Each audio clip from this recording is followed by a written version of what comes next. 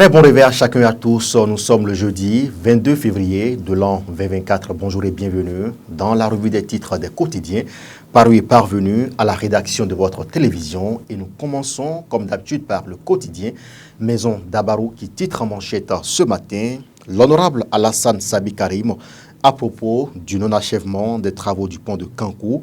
Les députés, soi-disant de la rupture, ont toujours utilisé ce pont pour tromper nos populations. Allez lire cette information à la page 2 du journal pour en savoir davantage.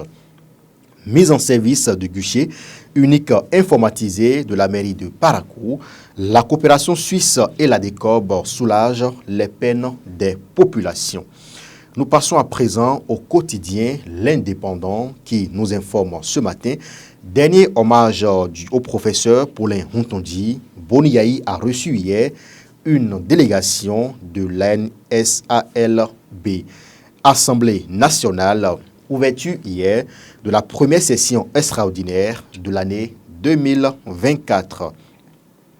Conférence de presse du Parti Les Démocrates, le contenu de la proposition de loi dévoilée. Daibi Info, Conseil des ministres du mercredi 21 février 2024. Après le naufrage, le gouvernement approuve les statuts de l'OPSU. Incendie à l'hôpital de zone de Malanville, plusieurs documents et lots de médicaments consumés.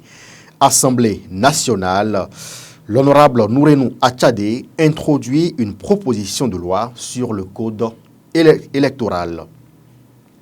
Matin libre à présent, proposition de révision du code électoral, nécessaire passage en force des démocrates. Vlavons-nous, en bon père de famille, les innovations que propose l'opposition. Commune de Parakou, un guichet unique en service. Nous passons à présent au quotidien Le Figaro National, Parlement. Les députés LD créent une polémique inutile. Introduction in extremis et hors délai d'une proposition de loi. Le coopérant à présent, proposition de modification du code électoral. Les démocrates emboîtent les pas au parti de la mouvance avec des amendements à polémique. Allez lire cette information à la page 3 du journal pour savoir justement de quoi il s'agit. Fraternité à présent, le quotidien de Ménotin nous informe ce matin. Première session extraordinaire 2024 du Parlement. Ouverture sur fond de tiraillement. Les démocrates pour une refonte totale du code électoral. À l'école nationale d'administration du Bénin, manque d'énergie électrique. Et puis les raisons, une synergie d'action en cours pour une solution plus efficace. Le matinal nous informe également ce matin dans sa parution relecture du code électoral, 2 propositions de loi au Parlement, l'intégralité des modifications suggérées par les députés Ake et Achadé. Divergence, j'y arrive, d'approche sur la question du parrainage. L'opposition demande justement la suppression du quitus fiscal et la diminution du cautionnement. La mouvance propose la réduction du délai du dépôt de candidature à 35 jours.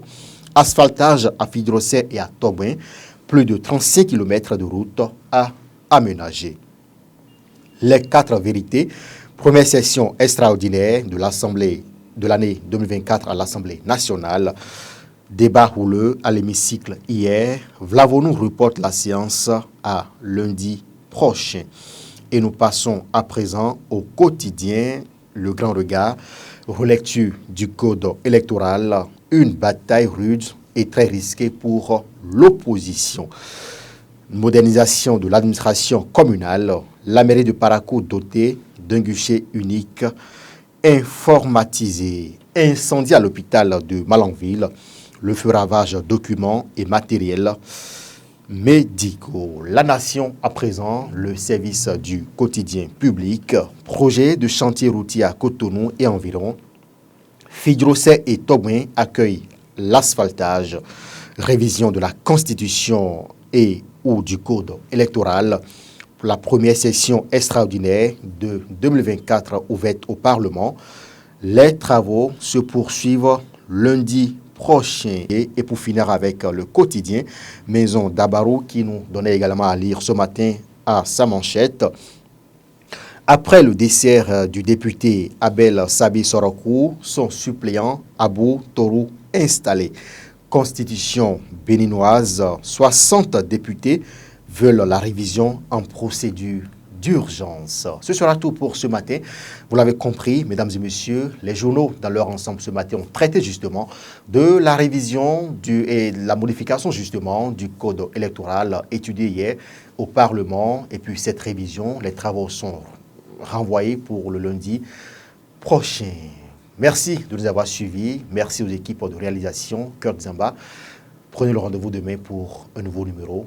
À très bientôt.